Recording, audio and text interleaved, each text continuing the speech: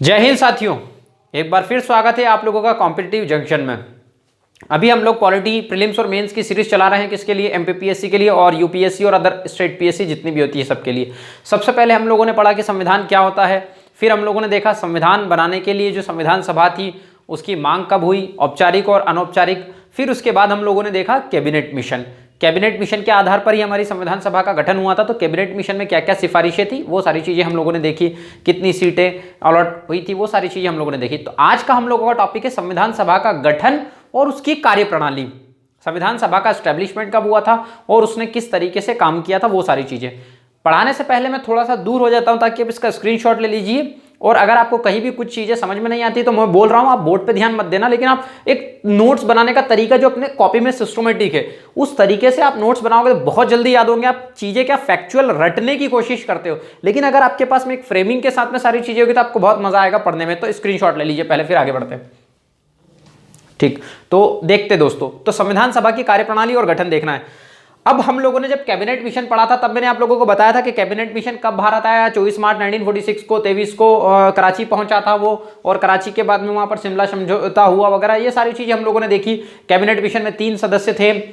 3 सदस्य जो है, इसका नाम क्यों कैबिनेट मिशन पड़ा? क्योंकि ये क्या है, ब्रिटेन में तीनों ही कैबिनेट मंत्री थे। 3 लोग जो आए थे वो कैबिनेट में के मंत्री थे, कहां पर? ब्रिटेन में, इसलिए उसका नाम भी कैबिनेट मिशन पड़ गया था। कैबिनेट मिशन के आधार पर ही हमारी संविधान सभा गठित हुई थी। 389 सीटें थी, उसका बंटवारा किया गया 296 सीटों में, 93 सीटों में। ये सारी चीजें हम लोगों ने देखी। तो अब आज हम लोगों का टॉपिक क्या है? संविधान सभा का गठन और कार्यप्रणाली। दोस्तों थोड़ी सी एक मिस्टेक हुई थी, मैंने संविधान सभा का जब गठन बताया था तो शायद 9 दिसंबर लिख दिया था। तो देखो, सबसे पहली बात तो समझो, संविधान सभा का जो चुनाव हुआ है वो चुनाव कब हुआ? संविधान सभा का जुलाई और अगस्त 1946 में। किस आधार पर? कैबिनेट मिशन के आधार पर। इसका चुनाव कैसे हुआ था? अप्रत्यक्ष रूप से समानुपातिक विधि के द्वारा हुआ था, है ना। तो हम लोगों को ध्यान रखना, इसको एकल संक्रमणीय मत पद्धति भी बोलते हैं या एकल हस्तांतरणीय मत पद्धति भी बोलते हैं। वयस्क मताधिकार के आधार पर गठित नहीं हुई थी, एडल्ट फ्रेंचाइजी के आधार पर ये गठित नहीं हुई थी। चुनाव हुए जुलाई अगस्त 1946 में, और इसका गठन हुआ था दोस्तों, हमारी जो संविधान सभा थी उसका गठन हुआ था नवंबर 1946 में। तो एक थोड़ा सा वहां से आप करेक्शन करिएगा, 9 दिसंबर की जगह आप उसको करिएगा नवंबर 1946। उसका गठन, एस्टैब्लिशमेंट कब हुआ था? वो उसकी पहली बैठक थी 9 दिसंबर, तो थोड़ा सा मिसमैच हो गया था। तो इसका गठन हुआ नवंबर 1946। जब इसके चुनाव हुए तो कुछ रिजल्ट आएगा। जैसे 389 सीटें अलॉट हुई थी तो चुनाव हुए थे, उन चुनाव में मुस्लिम, सिख और फिर उसके बाद में सामान्य को सीटें अलॉट थी। तो जब परिणाम आया तो इसमें कांग्रेस पार्टी जो थी उसको 208 मिली, 208 सीटें मिली। ये क्वेश्चन मोस्ट इंपॉर्टेंट है, यहां से आपके प्रीलिम्स में बहुत सारे क्वेश्चन बने हैं और बनते हैं, बनते रहेंगे आगे भी। उसमें परिणाम आया, रिजल्ट आया, जब संविधान सभा के चुनाव हुए तो कांग्रेस को 208 सीटें मिली। मैंने आप लोगों को पहले ही बताया था कि कांग्रेस का गठन कब हुआ? 1885 में, ठीक है। लीग को कितनी सीटें मिली? 73। और ये लीग कौन सी? मुस्लिम लीग है। मुस्लिम लीग को 73 सीटें मिली, और इसको बहुत बड़ा धक्का लगा कि हम लोगों को केवल 73 सीटें मिली। तो अब आगे बताऊंगा कि इसको धक्का क्यों लगा था। छोटे दल, जो छोटे छोटे दल थे, कृषक प्रजा पार्टी है ना, वगैरह वगैरह, जो भी छोटे दल थे उनको 7 सीटें मिली। तो जो भी छोटे छोटे दल थे उनको 7 सीटें मिली। फिर उसके बाद में हम लोग बात करें जो स्वतंत्र और निर्दलीय थे, स्वतंत्र और निर्दलीय मतलब इंडिपेंडेंट जो पार्टी थी, उनको 8 सीटें मिली। तो इस तरीके से देखिए, अगर आप 208 को जोड़ेंगे और इसमें क्या करो 8 16 और इस तरीके से जोड़ोगे तो ये सीटों का बंटवारा कितना हो जाएगा? 296 सीटें हो जाएंगी टोटल मिला के। अब सीटें 296 से 389 में से, तो आपने डिवीजन करा था इसका 292, और 4 क्या हो जाएंगे? कमिश्नराई प्रांत वगैरह। तो ये 296 सीटें जो है, 296 जो सीटें हैं वो क्या हुआ? इस तरीके से इनमें सीटों का बंटवारा और चुनाव हुआ। तो अलग अलग पार्टियों को इतनी सारी सीटें मिली। इसमें सब जाति धर्म के लोग थे, सब संप्रदाय के लोग थे। तो 93 सीटों पे के चुनाव नहीं हुए थे। मैंने पहले ही आप लोगों को बताया कि उस पे इलेक्शन नहीं हुए थे, नॉमिनेशन हुआ था उन लोगों का। किसके द्वारा? वहां के राजाओं के द्वारा, जो भी देसी रियासत थी उसके द्वारा। अगर आप लोगों को ऐसा लग रहा है कि मैं बहुत स्पीड से पढ़ाता हूं, अगर आप देख रहे हैं तो प्लीज करके कमेंट करिए और बताइए कि सर थोड़ा स्लो चलिए, अगर आप लोगों को ऐसा लग रहा है। और अगर लग रहा है कि प्रॉपर है तो भी कमेंट करके बताइए, क्योंकि मेरी दोस्तों आदत है, मुझे कहीं ना कहीं ऐसा लगता है कि बच्चे कुछ ऑफलाइन में बताते थे, कुछ फोन करके बताते कि सर आप स्पीड से पढ़ाते हो, तो मैं कोशिश करूंगा, ठीक है। तो ये तो हमारा मैटर खत्म हुआ। यहां पर चुनाव हुए, ये सारी चीजें। तो यहां से हम इसको अगर हटाते हैं, स्क्रीनशॉट तो आपने ले लिया है, ठीक है। यहां से अगर हम लोग इसको हटाएं तो क्या मैटर हुआ हमारा? अब यहां पर क्या होगा, संविधान सभा ने काम करना स्टार्ट किया, संविधान सभा की कार्यप्रणाली पढ़नी हम लोगों को। तो पहली बैठक इसकी कब हुई, 9 दिसंबर 1946 को। संविधान सभा का काम क्या था, संविधान का निर्माण करना, और उसी के साथ साथ में वो विधायिका के रूप में भी काम करती थी। बताता हूं आगे जाकर के किस तरीके से। तो पहली बैठक जब ये काम करने के लिए पहली बार मिले, कौन, ये जितने भी लोग हुए थे, जिन लोगों का चुनाव हुआ था 389 सीटों पर, ये सब लोग जब मिले तो पहली बैठक इनकी हुई 9 दिसंबर 1946 को। इस 9 दिसंबर 1946 को केवल 111 के 211 सदस्यों ने भाग लिया। और ये बैठक कहां पर हुई थी, दिल्ली में एक लाइब्रेरी है ना, काउंसिल चेंबर्स, वहां पर दिल्ली की एक लाइब्रेरी में इन लोगों की बैठक हुई। अब तो वो क्या है, कॉन्स्टिट्यूशन हॉल के नाम से जानी जाती है, तो कॉन्स्टिट्यूशन हॉल के नाम से जाना जाता है उस लाइब्रेरी को। तो दिल्ली में इनकी पहली बैठक हुई और 211 सदस्यों ने भाग लिया। और इस 211 सदस्यों में से 9 जो है वो क्या थी, महिलाएं थी। इसलिए मैंने यहां पर NW लिखा है। तो आप लोग भी सिस्टमेटिक नोट्स बनाओ तो थोड़ा शॉर्टकट की का इस्तेमाल किया करिए। तो 211 सदस्य में से 9 महिलाएं थी। ये 211 सदस्य जो है लक्ष्मीकांत में आपको मिलेंगे, और 207 सदस्य जो है आप लोगों की घटना चक्र की जो सीरीज आती है उसमें मिलते हैं। और कॉन्स्टिट्यूशनल असेंबली की जो डिबेट्स है, जहां से हम लोग देखते हैं, लोकसभा टीवी के बारे में पढ़ते हैं या लोकसभा की जो ऑफिशियल वेबसाइट है, वहां पर कॉन्स्टिट्यूशनल असेंबली की जो डिबेट्स की जो डली हुई है चीजें, वहां पर आप लोगों को 207 सदस्य बताएगा। तो आप लोग क्या है, 207 सदस्य भी ध्यान रखिएगा, अगर आपको ऑप्शंस में मिले तो कंफ्यूज मत होना। अब 211 सदस्यों में 9 महिलाएं थी। अब आप बोलोगे कि 389 लोग चुने गए तो 211 ही क्यों आए, तो 211 इसलिए आए थे दोस्तों कि मुस्लिम लीग ने जो पहली बैठक है उसका बहिष्कार किया। मुस्लिम लीग ने पहली बैठक का बहिष्कार किया, मतलब बैठक में उसने भाग नहीं लिया, बैठक में उसने हिस्सा नहीं लिया। वो अलग अपने पाकिस्तान की मांग की राग अलाप रहा था, अलग अपनी संविधान सभा की मांग की राग अलाप रहा था। तो मुस्लिम लीग ने बैठक का बहिष्कार किया। तो मुस्लिम लीग की तो 73 सीटें हैं, लेकिन फिर भी यहां तो 211 सदस्य ही हो रहे हैं। अगर हम इसको जोड़े तो ये 318। तो देसी रियासतों में भी इसने हिस्सा नहीं लिया था, देसी रियासत के सदस्य भी इसमें शामिल नहीं हुए थे पहली बैठक में। तो हमको क्या याद रखना, इंपॉर्टेंट चीजें, पहली बैठक कहां, 9 दिसंबर 1946 को दिल्ली में हुई। 211 सदस्यों ने भाग लिया, उसमें 9 महिलाएं थी। हालांकि संविधान सभा में महिलाओं की संख्या 15 थी, लेकिन उस समय बाकी महिलाएं भी नहीं आई। तो लीग ने इस बैठक का बहिष्कार किया, मतलब मुस्लिम लीग ने, जो गठन हुआ था किसके द्वारा, है ना, 1906 में। तो लीग ने बैठक का बहिष्कार किया, और देसी रियासत भी इससे अलग रही, उसने भी इसमें भाग नहीं लिया। आगे बात करें तो जिन्ना तो इसमें शामिल कभी हुए ही नहीं। आगे जाकर के मुस्लिम लीग हालांकि इसमें शामिल होती है, मैं बताऊंगा क्यों। तो गांधी जी इसमें कभी शामिल नहीं हुए। जितने भी नेता थे, बड़े बड़े नेता, सभी इसमें शामिल थे सिवाय गांधी जी को। तो कभी कभी ऑप्शंस में आता है इनमें से ऐसे कौन से व्यक्ति है जो संविधान सभा में शामिल नहीं थे। वो सबसे पहले हम लोग क्या करते हैं, ऐसे पर्सन को हटाते हैं जिसके बारे में हम लोगों ने कभी सुना ही नहीं है। लेकिन दोस्तों याद रखिएगा, गांधी जी संविधान सभा में शामिल नहीं थे, उन्होंने कहीं से चुनाव नहीं लड़ा था। इस तरीके से हमको ये चीजें याद रखनी है।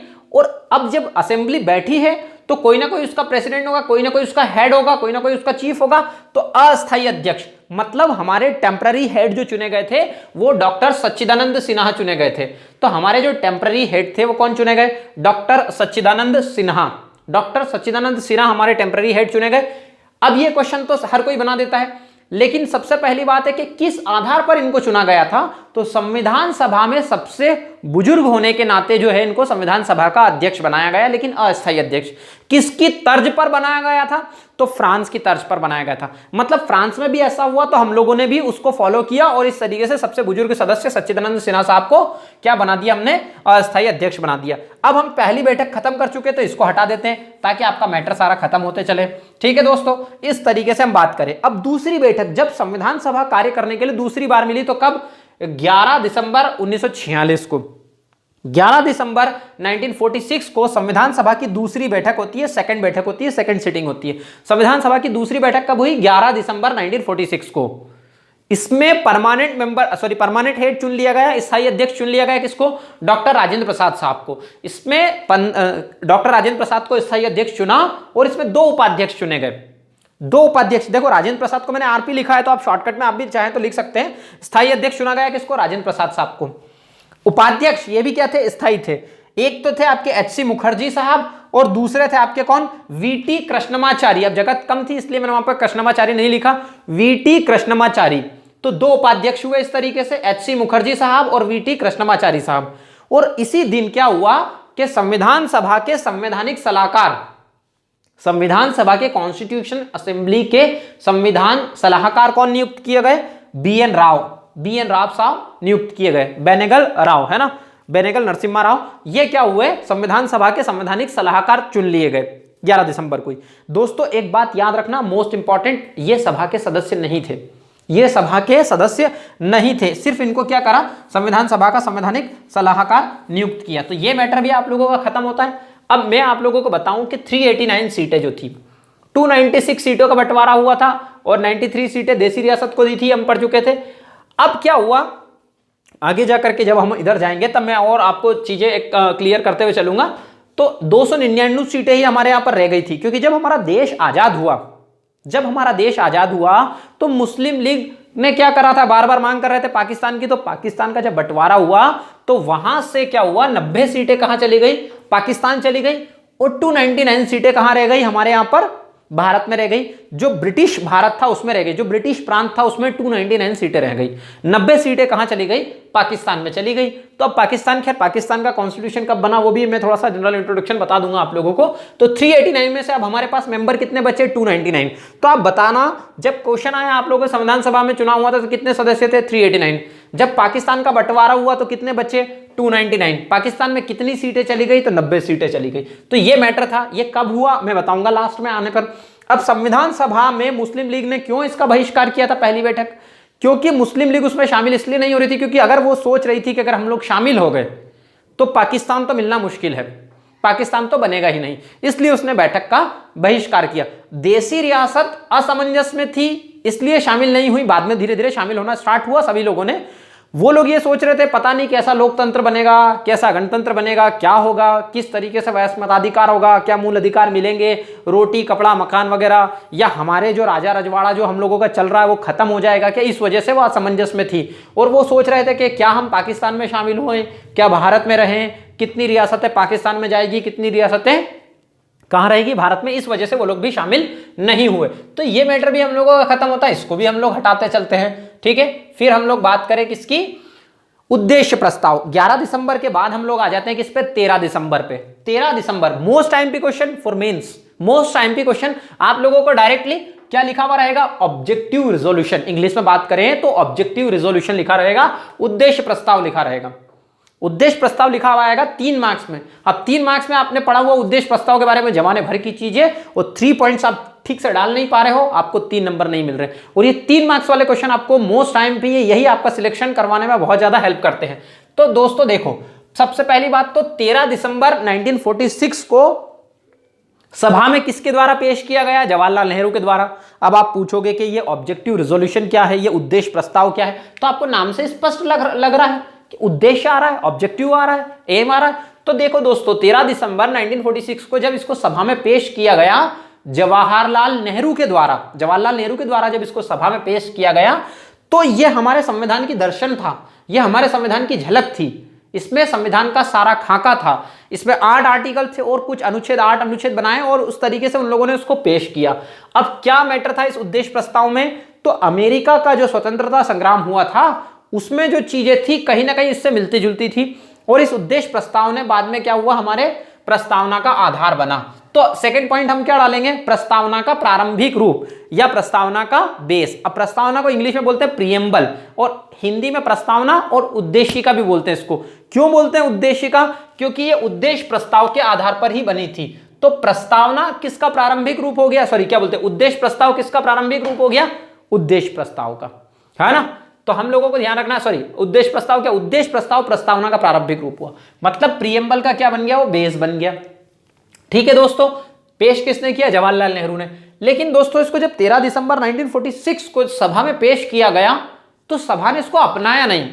अब आप बोलोगे कि जब हमारा संविधान बनने वाला था उसमें क्या क्या चीजें थी, उसकी झलक थी, दर्शन थे, आईना था, तो इसको अपनाया क्यों नहीं गया? क्यों नहीं अपनाया गया दोस्तों? क्योंकि अभी तक मुस्लिम लीग जो है अड़ी हुई थी अपनी जिद पर। देसी रियासतें अभी भी उसमें शामिल नहीं हो रही थी। तो संविधान सभा में जब डिबेट्स चल रही थी असेंबली में तब लोगों ने बताया कि अभी जब ये लोग अगर शामिल होते हैं तो ये हमारे ऊपर आरोप नहीं लगना चाहिए कि जब हम लोगों ने काम करना स्टार्ट किया तो इसमें केवल एक बहुसंख्यक के ऊपर ये आधार पर सभा गठित की गई थी। तो इसी वजह से उन लोगों ने वेट किया और इसको 22 जनवरी 1947 को अपनाया गया। 1947 को इसको 22 जनवरी 1947 को इसको स्वीकार कर लिया गया। ये तीसरा पॉइंट आप लोगों को डालना है। अगर आप लोगों को इस 3 पॉइंट से कोई सा नहीं आता पॉइंट, तो आप ये चौथा पॉइंट मैं आप लोगों के लिए बता रहा हूं, संवैधानिक ढांचे एवं दर्शन की झलक। तो ये 3 पॉइंट्स आपके हो गए, तो मतलब आपका यहां पर क्या होता है, मैटर खत्म होता है। ठीक है, इस तरीके से आपका ये ऑब्जेक्टिव रिजोल्यूशन भी खत्म। ठीक है दोस्तों, अब यहां पर आप बोलोगे कि एच ही लिख दिया और इसको मिटा नहीं रहे, क्या मैटर है, तो बताता हूं उसका भी। अब जब ये संविधान सभा में जब कुल काम करना स्टार्ट किया, कितने दिन लगे, क्या हुआ, ये सारी चीजें 3-3 मार्क्स में आती है। आप लोगों को to the point direct question मिलेंगे, मैं बताऊंगा कैसे। कुल अधिवेशन जब इसने काम किया तो कुल अधिवेशन कितने हुए, तो 12 अधिवेशन, लेकिन आपको आंसर करना है 11। देखो, अगर आपको 12 ऑप्शंस में मिलता है तो एमपीपीएससी का तो मैटर खत्म हो गया, क्योंकि अगर उसमें 11 भी और 12 भी है तो दोनों आंसर सही माने जाएंगे, क्योंकि संविधान सभा के जो मेन काम करने वाले अधिवेशन थे वो 11 अधिवेशन हुए।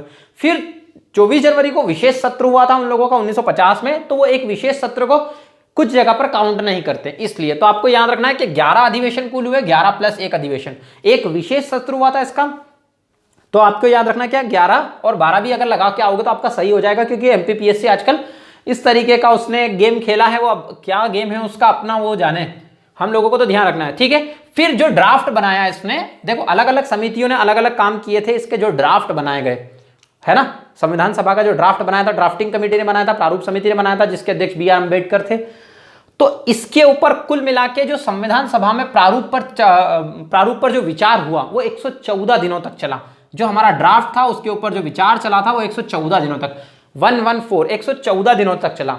और इसके लिए कुल मिला के कितनी बार मिले, बैठक कितनी बार, तो 166 बैठकें हुई। अब आप बोलोगे कि 166 बैठकें और अधिवेशन में क्या डिफरेंस है, सत्र और बैठक में क्या अंतर है। तो दोस्तों एक बार जब वो मिले तो नेक्स्ट टाइम मिले, नेक्स्ट टाइम मिले, नेक्स्ट टाइम मिले, फिर जैसे उन लोगों ने काम किया, फिर उस काम को उनको अरेंज करना था, सारी चीजें व्यवस्थित करनी थी, फिर छुट्टी पर चले गए थोड़े दिन, फिर सब लोग एक बार मिले तो एक अधिवेशन कंप्लीट, फिर थोड़े दिन छुट्टी पर गए, काम करा उन लोगों ने अपना, और फिर वापस मिले तो दूसरा अधिवेशन कंप्लीट। इस तरीके से आपको समझना है कि बैठक 166, कुल सत्र अधिवेशन कितने, 11, 12, विचार कब तक हुआ इसके ऊपर, 114 दिनों तक। 60 देशों के संविधानों का इन लोगों ने अध्ययन किया, कुल मिला के इन लोगों ने 60 देशों के संविधान का अध्ययन किया। तो 60 देशों के संविधान का अध्ययन करने के बाद में नतीजे पर पहुंचे और 64 लाख रुपए इन्होंने खर्चा कर दिए। ये क्या है, लगभग डाटा बता रहा हूं, 63 लाख समथिंग है, तो लेकिन कुछ थोड़ा सा डाटा कम है, तो आपको 64 लाख याद रखना है कि 64 लाख रुपए इन्होंने खर्चा कर दिए। और कुल मिला के इनको समय कितना लगा, 2 साल 11 माह 18 दिन, 2 साल 11 माह 18 दिन। लेकिन संविधान सभा की जब कॉन्स्टिट्यूशन असेंबली की जो डिबेट्स है उसमें 2 साल 11 माह और 17 दिन है। क्यों है वो मैं बताता हूं, क्यों विशेष सत्र को जब वो इनके ऊपर चर्चा कर रहे थे तो उसको काउंट नहीं किया था, तो 2 साल 11 माह 18 दिन इसको लग गए। ठीक है, अब मैं आप लोगों को बताऊं कि 2 साल 11 माह 18 दिन वाला ये मैटर भी हमारा खत्म हो गया, अब इसको भी हटा देते हैं हम लोग। तो 2 साल 11 माह 18 दिन के बाद बात करें कि इन 11 सत्रों में से सबसे बड़ा सत्र कौन सा था, तो 7वां सत्र था, बहुत दिनों तक चला ये। और सबसे छोटा सत्र था तो कौन सा, 6वां सत्र, 6वां अधिवेशन, 1 दिन तक चला मात्र ये 6वां अधिवेशन, मात्र 1 दिन तक चला। आपको पूरे सत्र याद नहीं रखना कि कब से कब तक चले थे। सबसे बड़ा सत्र था 7वां और सबसे छोटा सत्र था 6वां, 1 दिन तक चला मात्र। अब ये मैंने बता दिया आपको, ये मैटर भी खत्म हो गया। अब हम लोग आगे बात करें कि महिलाओं की संख्या कितनी थी संविधान सभा में। तो दोस्तों संविधान सभा में कुल मिला के महिलाओं की संख्या 15 थी, लेकिन 9 महिलाओं ने पहली बैठक में भाग लिया था। ये क्वेश्चन मेंस में पहले बन चुका है 3 मार्क्स में। तो संविधान सभा में महिलाओं की संख्या कितनी थी, 15। उनमें से कुछ के मैं नाम बता देता हूं आप लोगों को, 2-4 के, ताकि आप लोग मेंस में 3 मार्क्स में यदि लिखो तो आपका काम हो जाए। सरोजनी नायडू, राजकुमारी अमृता कौर, सुचेता कपलानी, विजया लक्ष्मी पंडित, और एक नाम और याद रखो, हंसा मेहता। हालांकि मैं इसकी पीडीएफ जब आप लोगों को प्रोवाइड करवाऊंगा, कहोगे तो, नहीं तो नहीं करवाऊंगा, बोलोगे तो करवाऊंगा। आप ऐसा नहीं है कि रिस्पॉन्स ही नहीं दो, तो उसमें मैं 15 के 15 महिलाओं के नाम बता दूंगा आप लोगों को। सरोजनी नायडू, राजकुमारी अमृता कौर, सुचेता कपलानी, विजया लक्ष्मी पंडित, हंसा मेहता, और भी बहुत सारी महिलाएं, जो 15 महिलाएं हैं उसमें से 5 के नाम मैंने आपको बता दिए, ताकि 3 के कम से कम याद रहे जो इंपॉर्टेंट थी। ठीक है, अब हमारी संविधान सभा का प्रतीक क्या था, हाथी। हाथी हालांकि सुस्त होता है, इसलिए कुछ लोग कहते हैं कि 2 साल 11 माह 18 दिन में हमारा संविधान बन के कंप्लीट हुआ, तो बहुत टाइम लगा दिया, हाथी की तरह सुस्त। तो संविधान सभा का प्रतीक साइन क्या था, हाथी। अब उसके बाद हम लोग आ जाते हैं किस पे, प्रेम बिहारी नारायण रायजादा। ये कौन है प्रेम बिहारी नारायण रायजादा, ये क्या रायता ही बांटते थे क्या, इसलिए इनका नाम रायजादा हो गया क्या। तो प्रेम बिहारी नारायण रायजादा कौन थे भैया, इन्होंने क्या करा था, हमारा जो कॉन्स्टिट्यूशन था वो इंग्लिश में इन्होंने लिखने का काम किया था। ये थे कैलीग्राफर। कैलीग्राफर इंग्लिश में बोलते हैं, लिखने का काम किया था इन्होंने। ये इटैलिक शैली में बहुत शानदार तरीके से लिखा दोस्तों इन्होंने, आप देखिएगा इनकी राइटिंग बहुत ज्यादा सुंदर थी और इन्हें कैलीग्राफर थे। और प्रेम बिहारी नारायण रायजादा ने हमारा जो है मूल संस्करण जो था उसको इटैलिक शैली में लिखा था।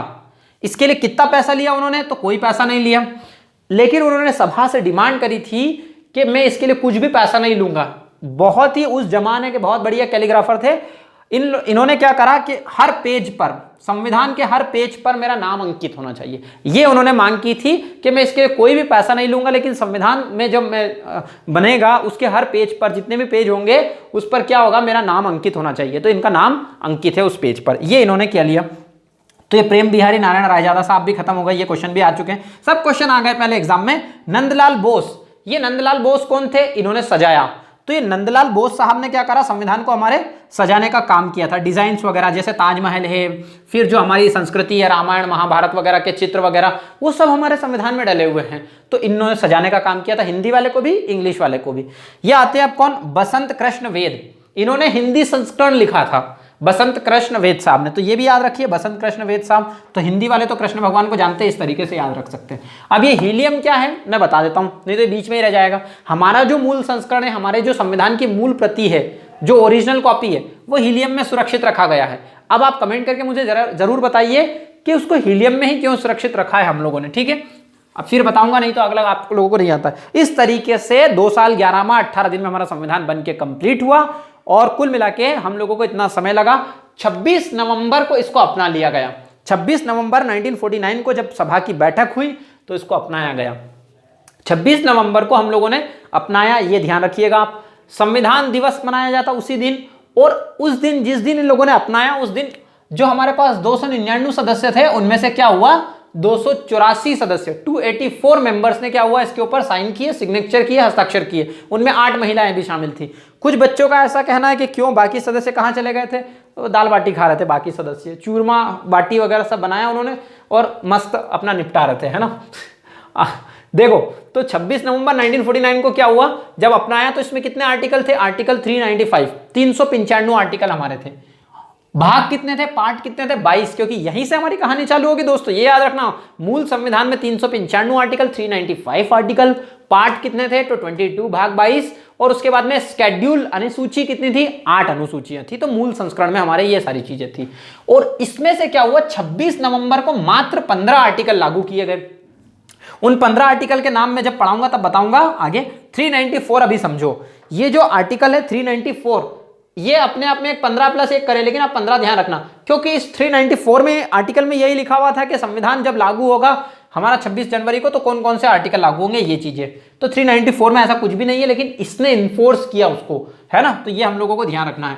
आगे बात करें हम लोग, अब ये तो हो गया मैटर खत्म अपना, ठीक, 15 आर्टिकल लागू हो गए कुछ। लेकिन हम लोगों ने पूरा संविधान कब लागू किया, 26 जनवरी 1950 को हम लोगों ने अपनाया, 26 नवंबर 1949 को, और 26 जनवरी 1950 को लागू कर दिया। क्यों, क्या कारण है कि 26 नवंबर को जब बन के कंप्लीट हो गया, क्यों हम लोगों ने इसको 26 जनवरी 1950 को ही लागू किया। इसके पीछे की एक कहानी दोस्तों, लाहौर अधिवेशन होता है किसका, कांग्रेस पार्टी का 1929 में, रावी नदी के किनारे पर। मैंने आपको पहले ही बताया कि हर साल ये अधिवेशन करते थे, और 1929 को जो लाहौर अधिवेशन हुआ था रावी नदी के किनारे पर, उस अधिवेशन में पंडित जवाहरलाल नेहरू साहब ने कहा था, पूर्ण स्वराज की मांग की, और हर साल 1930 से, कब से, 26 जनवरी 1930 से हम हर साल स्वतंत्रता दिवस मनाएंगे। 26 जनवरी 1930 से हम हर साल स्वतंत्रता दिवस मनाएंगे, इसी की याद में, ताकि लोग इसको भूले ना, इसी की याद में हम लोगों ने क्या करा, 26 जनवरी को हमारा संविधान लागू करा। तो इतना फंडा समझ में आया कि हम लोग क्यों रुके थे, इसीलिए रुके थे। तो ये हिस्ट्री का क्वेश्चन भी आप लोगों को ध्यान रखना है। आगे बात करें हम लोग, कहां पहुंच जाएं, 24 जनवरी 1950। 24 जनवरी 1950 को इनकी अंतिम बैठक हुई थी। 24 जनवरी 1950 को अंतिम बैठक में हमारे राष्ट्रपति को चुन लिया गया। फिर हमारा जो नेशनल एंथम है उसको अपनाया, और नेशनल सॉन्ग जो है उसको अपनाया। मतलब हमारे राष्ट्रपति, फिर हमारे क्या बोलते हैं, राष्ट्रगान और राष्ट्रगीत को अपनाया गया। ये हम लोगों को ध्यान रखना है। फिर आगे बात करें संविधान का प्रभाव में आना, ये अदर इंफॉर्मेशन है दोस्तों, याद रखना, संविधान का प्रभाव में आना, कभी लोग इसको पढ़ाते हैं, तो संविधान का प्रभाव में आना, ये चीजें हैं। ये क्या नीचे बना रहा है, 26 जनवरी को क्या मनाया जाता है, गणतंत्र दिवस मनाया जाता है। कैमरामैन साहब मुझे कुछ याद दिला रहे थे ऐसे करके, मेरे देखो यार दोस्तों क्या होता है, कभी कभी कुछ चीजें भूल जाते हैं। तो 26 जनवरी को हम क्या गणतंत्र दिवस मनाते हैं। ठीक है दोस्तों, माफी चाहता हूं, मैं भूल गया होगा। तो संविधान का प्रभाव में आना, ये भी हमको ध्यान रखना है। तो हमारा जो संविधान है, प्रारूप समिति जो थी उसने अपना जो प्रारूप बनाया है उसको 3 वाचन में कंप्लीट किया गया। ठीक है, 3 वाचन में उसको कंप्लीट किया गया, मतलब पढ़ा उसको 3 वाचन में जब संविधान सभा मिली तो 3 वाचन में पूरा हुआ। तो फैक्चुअल क्वेश्चन है, डायरेक्ट याद रखना, बी आर अम्बेडकर ने इसको पेश किया और बोला। पहला वाचन कब से कब तक चला, 4 नवंबर से लेकर के 9 नवंबर 1948। छोटा था, पढ़ा इसको, जो भी इसमें संशोधन कर रहा था उसमें संशोधन किया। फिर दूसरी बार जब ये लोग मिले तो 15 नवंबर 1948 से 17 अक्टूबर 1949 को दोबारा मिले। इसमें कम से कम 7000 संशोधन किए गए, 7000। और इसको जनता के सामने रख दिया, जनता से पूछा गया कि इसमें क्या कमी है, क्या क्या सुधार है। तो एक से एक जोक वाले भी सुधार आए, अच्छे सुधार भी आए, बहुत सारी चीजें। 7000 संशोधन आए किसके पास, प्रारूप समिति के पास। प्रारूप समिति हम लोग पढ़ेंगे। उन 7000 संशोधन में से एक अप्रोक्स डाटा बता रहा हूं, 7.5 भी हो सकता है, 7500 के बीच में है, 7 7.5। तो उसमें से 2000 संशोधन को इन लोगों ने स्वीकार किया। और अंतिम रूप से जब तीसरी बार संविधान सभा में वाचन पूरा हुआ 14 नवंबर से लेकर 26 नवंबर 1949 तक, फाइनली इसको क्या करा, 26 नवंबर को अपना लिया गया, इतने संशोधन करने के बाद में। तो हमारा संविधान कितने वाचन में पूरा हुआ, तो 3 वाचन में पूरा हुआ।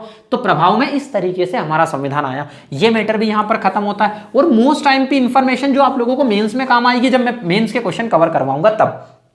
कुछ बच्चे बहुत सारे इसको पढ़ते नहीं है, यही से तो मेंस क्लियर होता है फंडा। ये जो लास्ट की चीज बची है, इसीलिए तो मैंने लास्ट में लिखा इसको, ताकि आपका मेंस का फंडा क्लियर हो। अब जिन्होंने बीच में से वीडियो छोड़ दिया है वो कभी भी याद रखें कि बीच में से वीडियो मत छोड़ना। आपको मेंस के कंटेंट जो है मिलेगा ना, वो कहीं से भी कुछ भी उठा के पूछ सकता है, इसलिए बता रहा हूं मैं आप लोगों को। भारतीय स्वतंत्रता अधिनियम 1947, जो भारतीय स्वतंत्रता अधिनियम है वो 1947 में आया और 18 जुलाई 1947 को क्या हुआ, इन्फोर्स हुआ। मतलब 18 में जूली आजाद हो गई, ऐसे याद रखना, 18 में जूली आजाद हो गई 1947 को।